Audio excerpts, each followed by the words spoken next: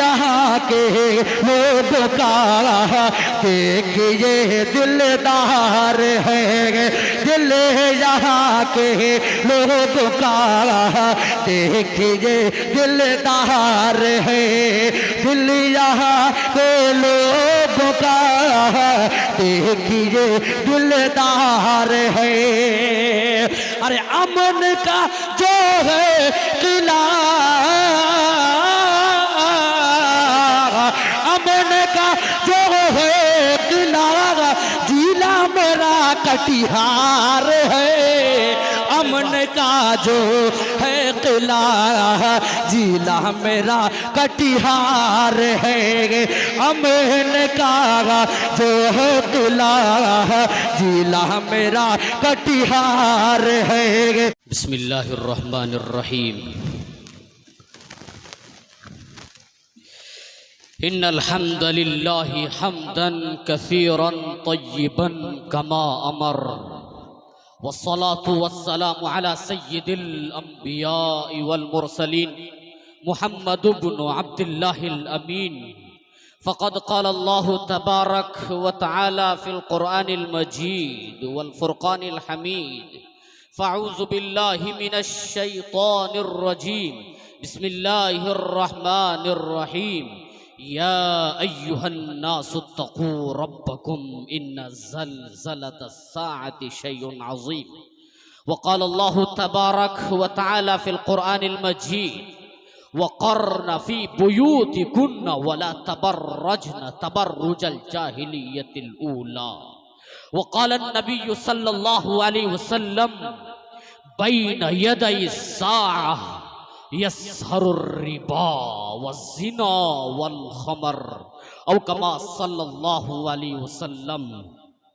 Dies पर तशरीफ फरमा हजरात उलमा इकराम और सप्पांग के नौजवान और गयूर साथियों, मैं सबसे पहले जनाब महबूब आलम साहब, इसी तरह हाफिज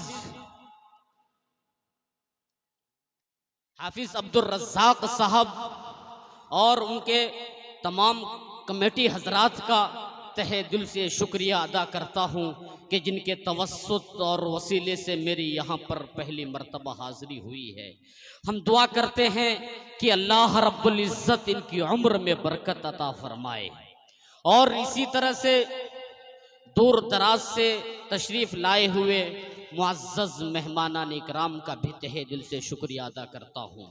मैं ज़्यादा तमहीदी गुफ्तगू न करते हुए अपनी बात को यहीं से आगाज़ करता हूँ कि अल्लाह के रसूल सल्लल्लाहु अलैहि वसल्लम ने जहाँ अपनी उम्मत को दिगर बातों की ताकीद फरमाई, वहीं पर यह भी बताया कि औरतें पर्दे में रहा करें, क्योंकि जब औरतें बाहर निकलती हैं तो शैतान उसके पीछे लग जाता है और उसे बहकाना शुरू कर देता है।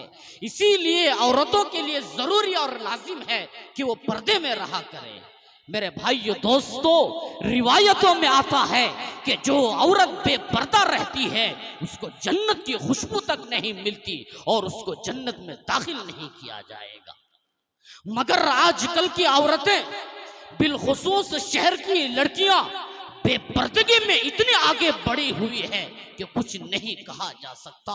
यही नहीं बल्कि बेपर्दा रहना देहात और कस्बों में भी आम हो चुका है और खास तौर से नई उम्र की लड़कियां ऐसे पोशाक पहनती है, ऐसे ऐसे कपड़े पहनती है जिससे जिस्म की साख और उसका हर अज़्व खुला हुआ नजर आता है, जिसे देखकर इंसान तो इंसान, शैतान भी शर्मा जाता है। जबकि आका सल्लल्लाहु अलैहि वसल्लम इरशाद फरमाते हैं कि औरत सतर है, औरत छुपाने की चीज है। जिस तरह मर्द अपनी शर्मगाह को छुपाता है, इसी तरह औरतों के लिए जरूरी है कि वो अपने आप को मर्दों से छुपा कर रखे। मेरे भाइयों दोस्तों, मगर हमारी माएं बहनें इस तरह उरियानियत के साथ, इस तरह बेपर्दगी के साथ बाजारों और गली कूचों में फिरती हुई नजर आती है। ऐसा महसूस होता है, ऐसा लगता है कि उन्हें तीनों मजहब से दूर का भी वास्ता नहीं। जबकि अल्लाह रब्बुल इज्जत कुरान हकीम में औरतों को मुखातब करते हुए इरशाद फरमाता है, वक़र्न फी बुयूतिकुन्ना वला तबर्रजन तबर्रुजल जाहिलियतिल ऊला। अल्लाह रब्बुल इज्जत कुरान हकीम में औरतों को मुखातब करते हुए इरशाद फरमाता है कि तुम ज़माने जाहिलियत की तरह बेपर्दगी और खुल्लम खुल्ला ना फिरो। मेरे भाइयों दोस्तों, अल्लाह के रसूल सल्लल्लाहु अलैहि वसल्लम इरशाद फरमाते हैं कि जब मैं मेराज पर गया था तो मैंने कुछ औरतों को अजाब होते हुए देखा। हुजूर फरमाते हैं कि मैंने पहली औरत को देखा कि वो जबान के बल लटकी हुई है। आप बताएं, अगर जबान खींचे तो क्या हाल होता है? अगर पूरा बदन जबान पर लटका हुआ हो तो आप बताएं क्या होगा? पूछा गया, या नबी अल्लाह, या रसूल अल्लाह, ये कौन औरत थी और उस पर यह अजाब क्यों है? अल्लाह के रसूल सल्लल्लाहु अलैहि वसल्लम इरशाद फरमाते हैं कि ये बदतमीज औरत थी, ये अपने शोहर की नाफरमानी करने वाली औरत थी, इसीलिए उसको इस अजाब में मुब्तला कर दिया गया। आका सल्लल्लाहु अलैहि वसल्लम इरशाद फरमाते हैं कि मैंने दूसरी औरत को देखा कि वो अपने पिस्तानों के बल जहन्नम में लटकी हुई है। पूछा गया, या नबी अल्लाह, या रसूल अल्लाह, ये कौन औरत थी और उन पर यह अजाब क्यों है? हुजूर फरमाते हैं कि ये जिना के मुर्तकिब होने वाली औरत थी और ये अपने जिस्म को दूसरे महरम को, दूसरे गैर महरम को टच करने का मौका देती थी, हाथ लगाने का मौका देती थी, इसीलिए इसको इस अजाब में मुब्तला कर दिया गया।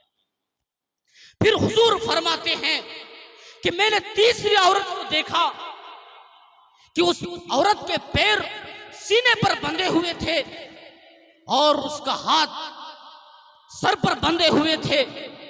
पूछा गया, या नबी अल्लाह, ये कौन औरत थी और उन पर यह अजाब क्यों है? हुजूर फरमाते हैं कि ये वो औरत थी जो नापाकी और पाकी का ख्याल नहीं करती थी, इसीलिए इसको इस अजाब में मुब्तला कर दिया गया। फिर हुजूर फरमाते हैं कि मैंने चौथी औरत को देखा कि उस औरत का चेहरा खिंजीर का था और बाकी जिस्म गधे का था। पूछा गया, सहाबा ने कहा, या नबी अल्लाह, या रसूल अल्लाह, ये कौन औरत थी और इन पर यह अजाब क्यों है? हुजूर फरमाते हैं कि ये वो औरत है जो दूसरों की गिबत करती थी, ये गिबत की आदी थी, इसीलिए इसको इस अजाब में मुब्तला कर दिया गया। मेरी माएं बहनें कान खोलकर सुने, आज औरतें अपने हुस्न का गलत इस्तेमाल करके कभी किसी गैर महरम लड़के से मोहब्बत का पैगाम देती नजर आती है, प्यारो मोहब्बत के नाम पर अजनबी लड़कों से दोस्ती करती हुई नजर आती है। आज ये फैशन समझा जा रहा है। मेरे भाइयों दोस्तों, गलत ताल्लुकात कायम करना तो बहुत दूर की बात है। एक मर्तबा जिस औरत ने अपना हाथ किसी गैर महरम मर्द के हाथ में दिया होगा तो अल्लाह रब्बुल इज्जत उस औरत पर उसकी कब्र में 99 सांप मुसल्लत करेगा। याद रखना, 99 सांप मुसल्लत करेगा और उसमें से एक सांप की ताकत का आलम यह होगा कि अगर वो सांप दुनिया में सांस ले ले तो उस सांस की गर्मी से दुनिया के सारे इंसान मर जाएंगे, और अगर वो सांप किसी पहाड़ पर अपनी दुम मार दे तो पहाड़ रेजा रेजा हो जाएगा। इतना ताकतवर, ऐसे ऐसे ताकतवर 99 सांप उस औरत पर मुसल्लत किए जाएंगे जिसने एक मर्तबा अपना हाथ किसी गैर महरम मर्द के हाथ में दिया होगा। मेरे भाइयों दोस्तों, मैंने आप हजरात के सामने एक दूसरी हदीस की तिलावत की है। उस हदीस में अल्लाह के रसूल सल्लल्लाहु अलैहि वसल्लम इरशाद फरमाते हैं, बैन यदै साअ यसहरुर रिबा वज़िना वल खमर।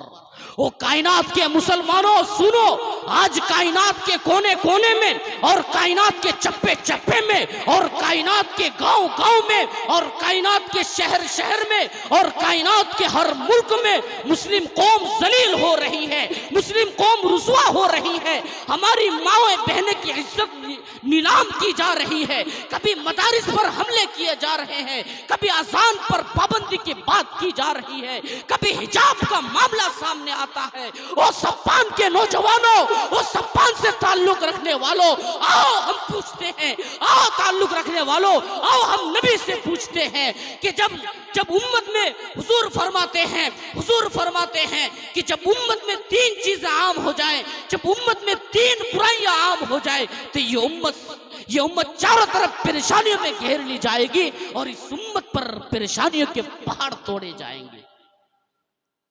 मेरे भाइयों दोस्तों, हुजूर फरमाते हैं कि जब उम्मत में 3 गुना आम हो जाए तो ये उम्मत चारों तरफ परेशानियों में घेर ली जाएगी और इस उम्मत पर परेशानियों के पहाड़ तोड़े जाएंगे और उस परेशानी की वजह से फिर तुम कायनात के कोने कोने में और कायनात के चप्पे चप्पे में रुसवा और जलील होंगे और कोई ताकत तुम्हें रुसवा और जलील होने से नहीं बचा सकती।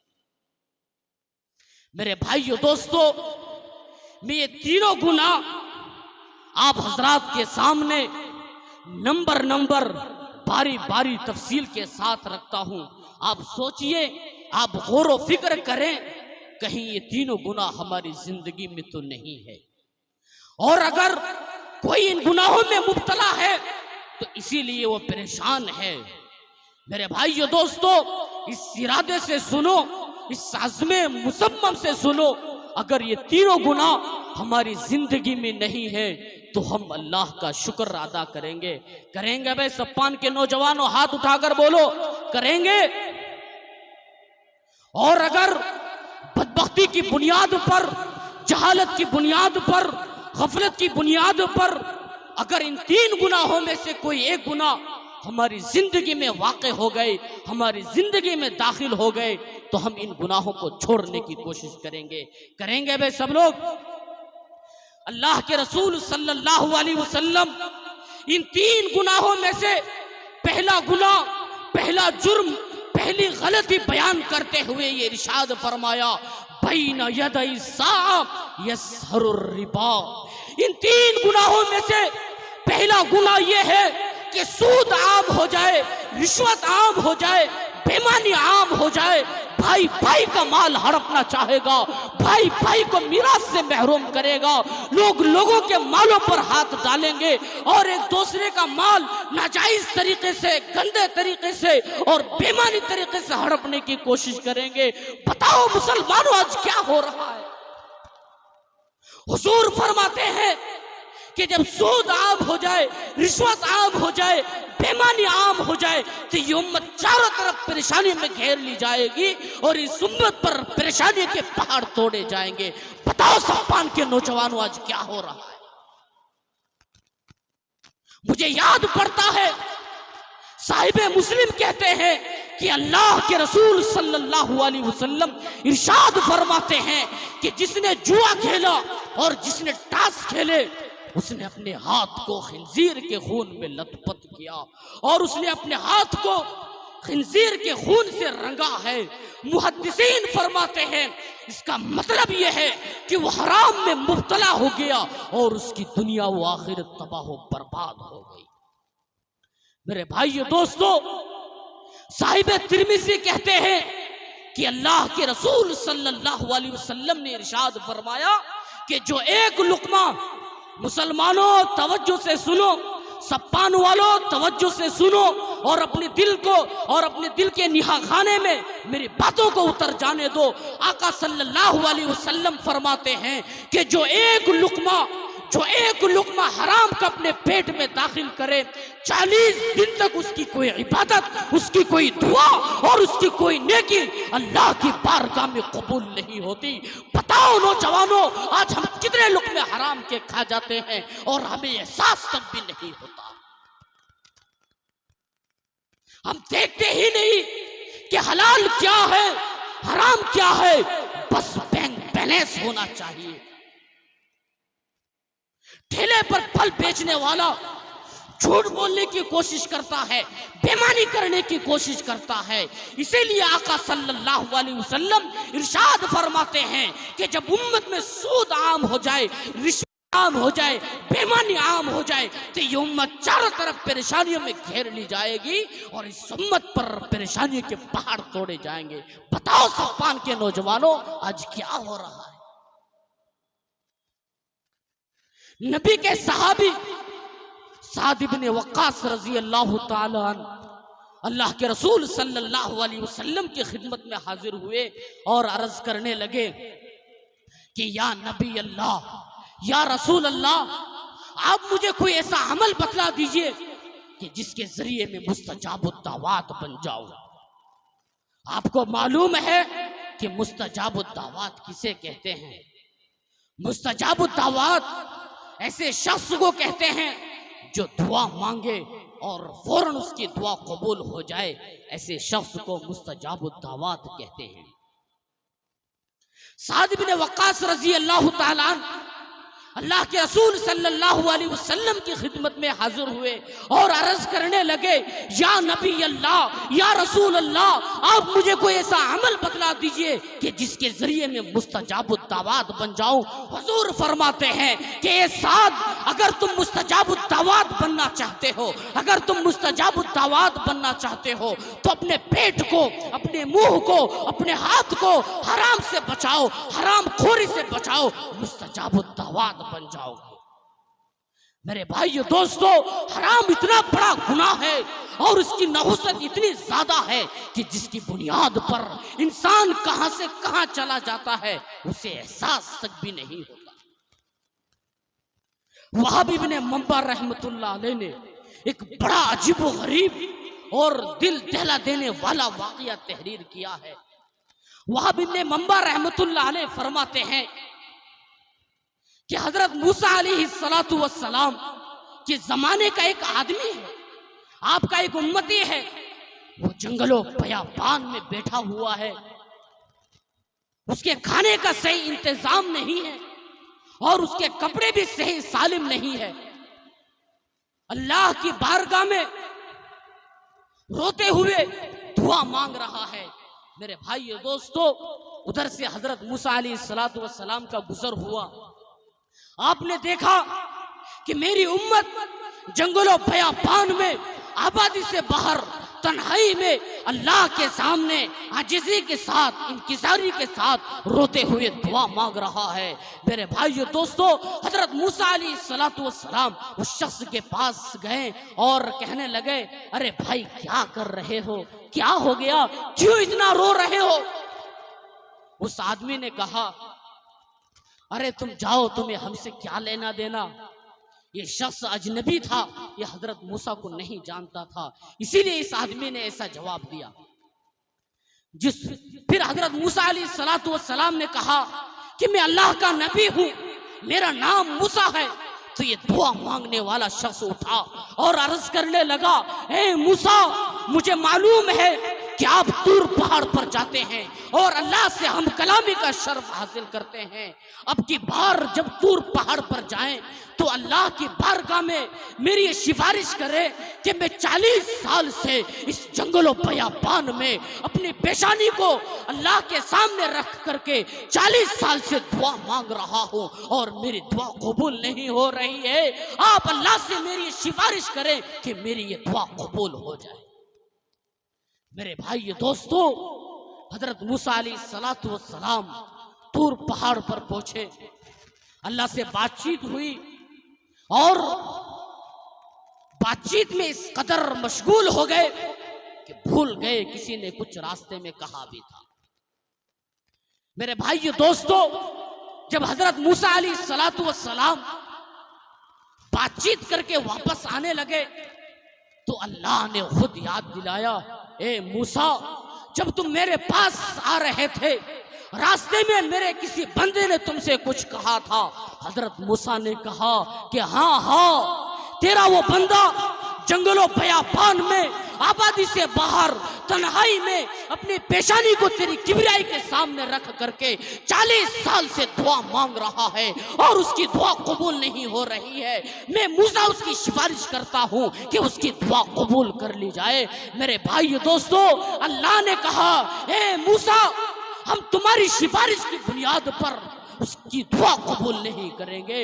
हजरत मूसा ने कहा, पैगंबर जलील ने कहा, या अरहमुर राहिमीन, ए खालिक कायनात, उस बंदे का क्या जुर्म है, उस बंदे का कौन सा जुर्म है कि जिसकी वजह से 40 साल से उसकी दुआ कबूल नहीं हो रही है।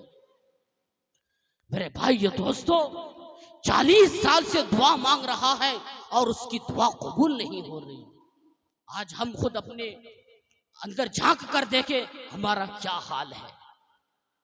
मेरे भाई दोस्तों, पैगंबर जलील हजरत मूसा अलैहिस्सलातु वस्सलाम सिफारिश कर रहे हैं, फिर भी उसकी दुआ कबूल नहीं हो रही है। अल्लाह ने कहा, हे मूसा सुनो, हे सप्पान के नौजवानों सुनो, हे कायनात के मुसलमाने सुनो। अल्लाह ने कहा, हे मूसा, उसकी रगों में और उसके जिस्म में जो खून दौड़ रहा है वो हराम खाने से तैयार हुआ है। अल्लाह कहता है, मुझे अपनी इज्जत की कसम, मुझे अपनी जलाल की कसम, मुझे अपनी आज़मत की कसम, 40 साल किया, अगर 40,000 साल भी हो जाए और उसके जिस्म में और उसकी रगों में हराम का खून दौड़ता रहे, फिर भी मैं उसकी दुआ कबूल नहीं करूंगा।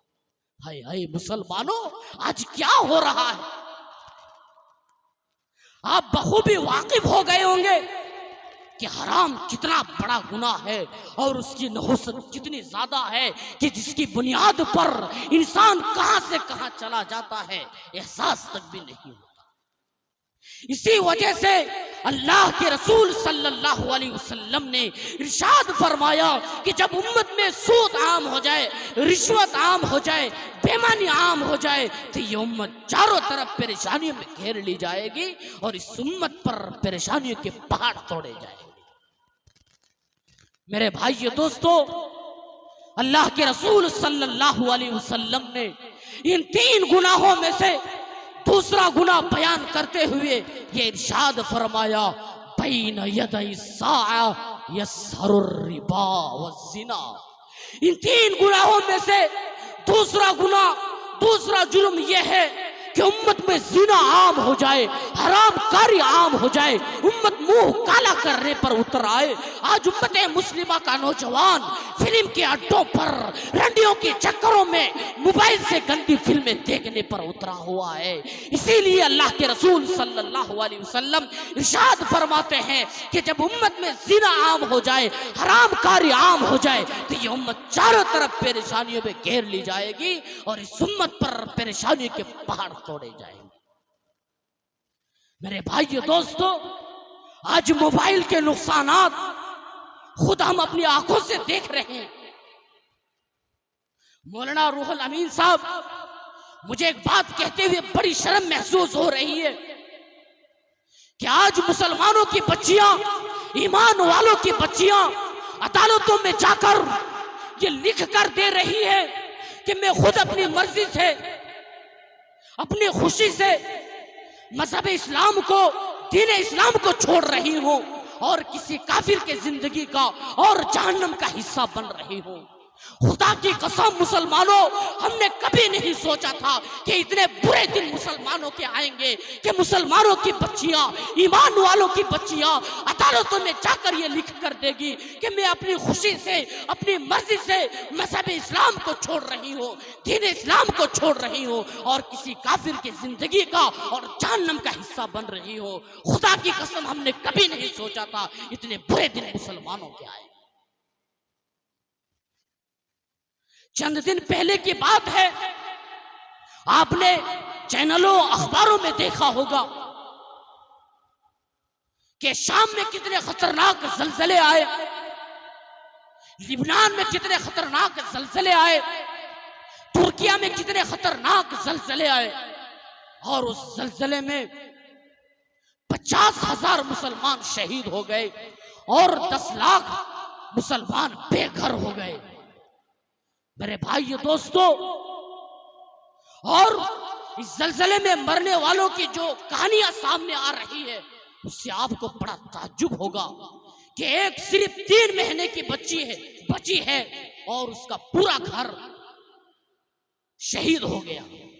इससे भी बड़ी अजीब की बात यह है कि एक बच्ची अभी दुनिया में जन्म ले रही है, अभी दुनिया में पैदा हो रही है। अखबारों ने यहां तक लिखा कि बच्ची अभी दुनिया में आई है और इसका कोई भी बाकी नहीं है, इसका कोई दुनिया में बाकी नहीं रहा। सैकड़ों ऐसी बच्चियां हैं कि जिनका दुनिया में कोई बाकी नहीं रहा।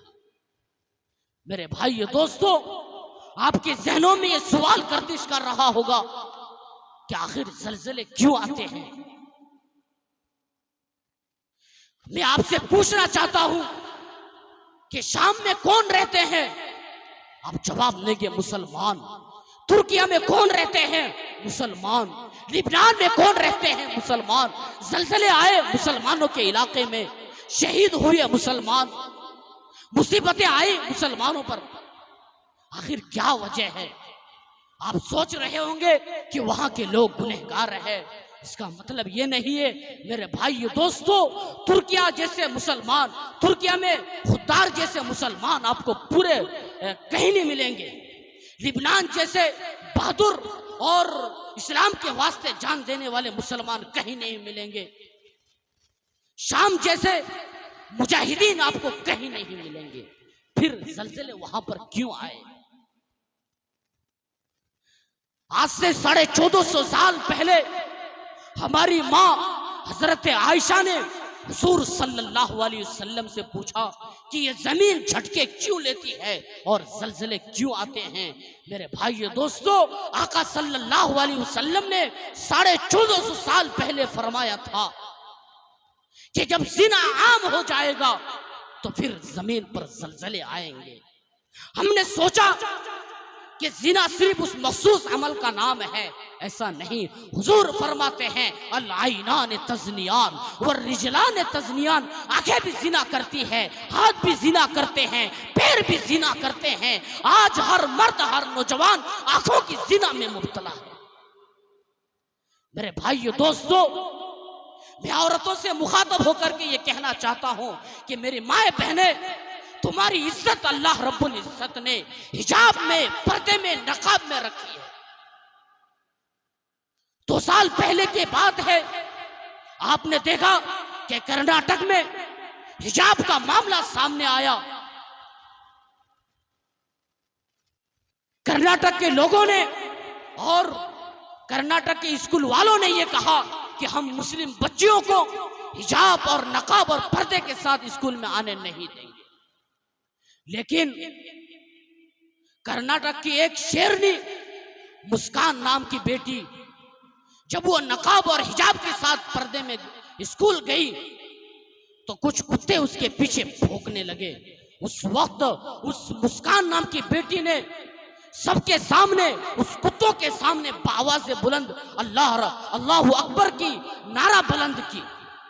मेरे भाइयों दोस्तों, लेकिन अल्लाह रब्बुल इज्जत ने उस मुस्कान नाम की बेटी को नकाब और हिजाब और पर्दे की वजह से इतनी इज्जत दे दी कि आप पूरी दुनिया में कहीं भी जाकर के गूगल में ये सर्च करेंगे, ये लिखेंगे हिजाब गर्ल, तो मुस्कान का वो प्यारा और पाकीज़ा हिजाब वाला तस्वीर नजर आएगा।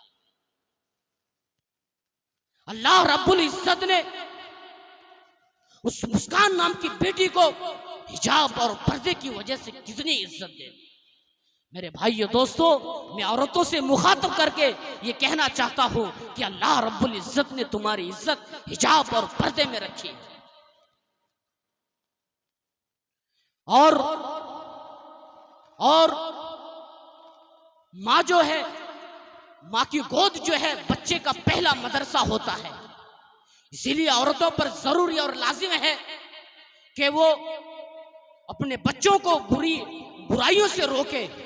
अगर बुराइयों से नहीं रोकेंगे तो कहीं कल क़यामत के दिन अल्लाह की अदालत में ये बच्चे तुम्हारे खिलाफ मुकदमा दर्ज कर सकते हैं। इसीलिए औरतों पर जरूरी है कि वो अल्लाह रब्बुल इज्जत की अदालत में जाकर ये कहीं ये ना कह दे कि अल्लाह ये मेरी माँ है, ये मुझसे मोहब्बत करती थी, ये मुझसे प्यार करती थी, लेकिन मुझे कभी गुनाह से नहीं रोका। उस वक्त हम क्या जवाब देंगे? मुझे याद पड़ता है कि शेख ज़करिया अलैहिर्रहमान ने एक जगह तहरीर किया है, अगर तुम निकाह को महंगा करोगे तो जिना सस्ता हो जाएगा। आज उम्मत मुस्लिमा ने निकाह को महंगा कर दिया और जिना को सस्ता कर दिया। इसीलिए जरूरी है अगर तुम निकाह को, अगर तुम जिना कम करना चाहते हो और जिना के दरवाजों को कम करना चाहते हो तो निकाह को सस्ता करो। मेरे भाई दोस्तों, आज उम्मत मुस्लिमा ने निकाह को महंगा कर दिया और जिना को सस्ता कर दिया। हजरत इमाम शाफी रहमतुल्लाह अलैह फरमाते हैं कि अल्लाह के रसूल सल्लल्लाहु अलैहि वसल्लम ने इरशाद फरमाया कि जिना एक कर्ज है। मुसलमानों तवज्जो से सुनो, जिना एक कर्ज है। अगर तुम किसी के माँ के साथ, किसी की बहन के साथ, किसी की बीवी के साथ जिना करेगा तो तेरी मौत उस वक्त तक नहीं आएगी जब तक तेरी माँ के साथ, तेरी बहन के साथ, तेरी बीवी के साथ जिना ना कर लिया जाए। हाय हाय मुसलमानों, मेरा तो ईमान ये है कि आसमान अपनी बुलंदी छोड़ दे मुमकिन है, ये जमीन अपने पस्ती छोड़ दे मुमकिन है, और आसमान पर चमकने वाला सूरज बेनूर हो जाए ये भी मुमकिन है। लेकिन जो नबी ने कहा, आमना के लख्ते जिगर ने कहा, अल्लाह के रसूल सल्लल्लाहु अलैहि वसल्लम ने कहा, उसमें राय के दाने के बराबर शक व शुबा नहीं है। इसी वजह से अल्लाह के रसूल सल्लल्लाहु अलैहि वसल्लम ने फरमाया कि जब जिना आम हो जाए, हरामकारी आम हो जाए तो ये उम्मत चारों तरफ परेशानियों में घेर ली जाएगी और इस उम्मत पर परेशानियों के पहाड़ तोड़े जाएंगे। बताओ सफान के नौजवानों, आज क्या हो रहा है? अल्लाह के रसूल सल्लल्लाहु अलैहि वसल्लम ने इन 3 गुनाहों में से आखिरी गुनाह बयान करते हुए ये इरशाद फरमाया, बैन यदै साआ यसहरुर रिबा वज़िना वल खमर।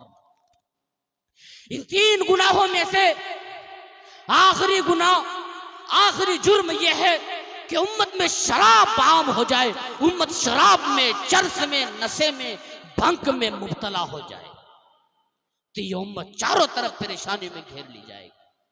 हमने सोचा कि शराब सिर्फ वही है जो बोतल में है, ऐसा नहीं है मेरे भाइयों दोस्तों। नशा तो वो भी है जो गुटके में है, नशा तो वो भी है जो बीड़ी में है, नशा तो वो भी है जो सिगरेट में है, नशा तो वो भी है जो तंबाकू में है, नशा तो वो भी है जो तो पान की दुकान में जाकर के ये कहता है कि इसमें 120 डाल, 320 डाल, ये भी नशा है। हमने सिर्फ सोचा है कि नशा सिर्फ वही है जो बोतल में है, ऐसा नहीं है मेरे भाइयों दोस्तों। आखिरी वाकया बयान करके मैं अपनी बात को खत्म करूं। हजरत मौलाना पीर जुल्फिकार साहब दामत बरकातुहुमुल आलिया ने एक बड़ा अजीब व गरीब वाकया तहरीर किया है। फरमाते हैं कि एक 9 साल का बच्चा, एक 9 साल का लख्ते जिगर, एक छोटा सा बच्चा, उसका इंतकाल हो गया। बाप ने उसे नहला धोला कर दफना दिया। चंद दिनों के बाद बाप ने ख्वाब में देखा कि मेरा नूरे नजर, मेरा लख्ते जिगर परेशान है और उसके सर के सारे बाल सफेद हो गए। बाप ने पूछा, ए मेरे नूरे नजर, ए मेरे लख्ते जिगर, जिस वक्त मैंने तुझे दफनाया था उस वक्त तेरे सर के सारे बाल काले थे, अब चंद ही दिन गुजरे हैं कि तेरे सर के बाल सफेद कैसे हो गए? मेरे भाइयों दोस्तों तवज्जो से सुनो, सफान के नौजवानों तवज्जो से सुनो।